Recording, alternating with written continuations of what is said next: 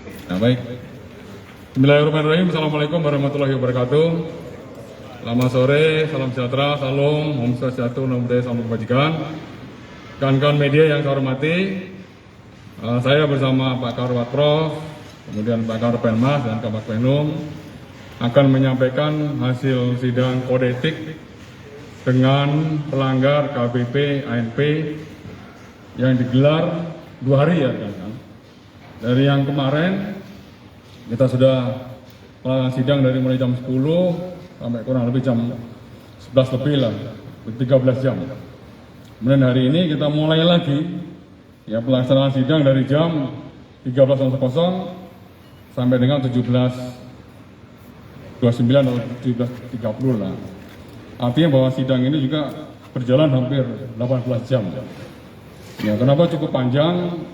Karena memang saksi yang dimintain keterangan oleh hakim komisi ini sebanyak 14 orang. 13 hadir secara langsung dan 1 orang Brigjen HK secara virtual dari Makobrimob. Ya. Kemudian juga pendalaman dari berbagai macam alat bukti dan mendalami juga fakta persidangan, maka waktu yang dibutuhkan untuk memutuskan juga sangat panjang. Ya. Mungkin ada pertanyaan dari teman-teman media, kenapa ditunda?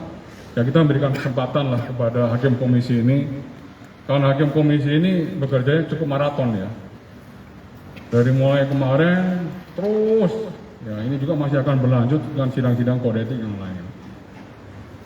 Kan dari hasil keputusan sidang pada hari ini, ya dengan pelanggar KBP ANP,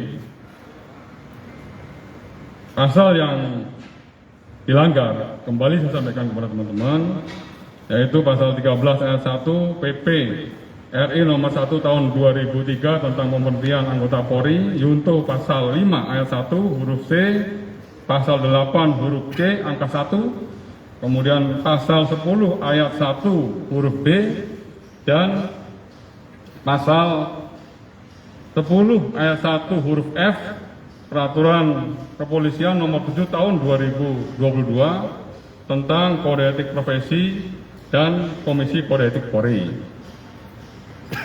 Hasil keputusan sidang kode etik diputuskan bahwa yang pertama sanksi etika, yaitu perilaku pelanggaran sebagai perbuatan tercela.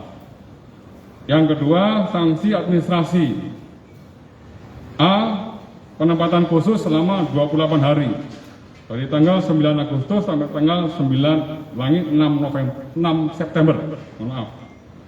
Ya, kemudian B. Pemberhentian tidak dengan hormat atau PTDH dari anggota kepolisian. Setelah dibacakan putusan oleh hakim komisi sidang kode etik, pelanggar KBP ANP mengajukan banding.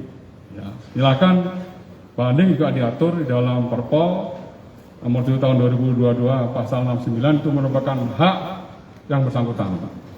Proses banding tetap akan diproses oleh komisi banding yang nanti akan dibentuk oleh Pak Karo Watprof. Ini hasil sidang keputusan pada hari ini, dan rencana besok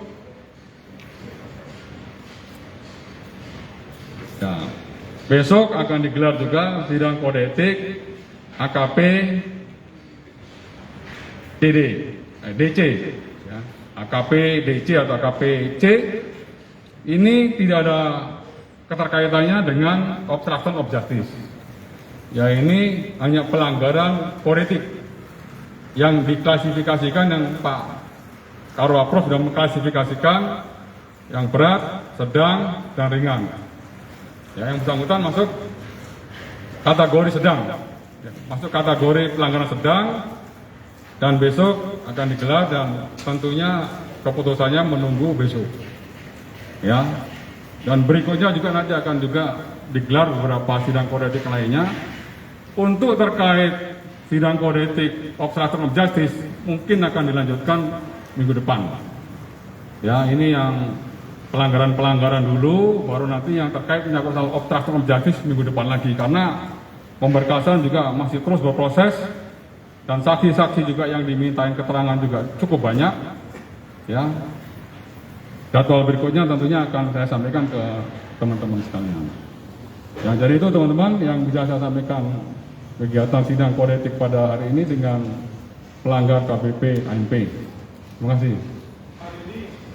Kita tahu bahwa tahun ini Kapolri pernah mengeluarkan peraturan Kapolri nomor 2 tahun 2022 tentang pengawasan melekat. Dalam pasal 9 itu diketahui bahwa bila oknum melanggar maka atasan 2 tingkatnya bisa dimintai pertanggungjawaban.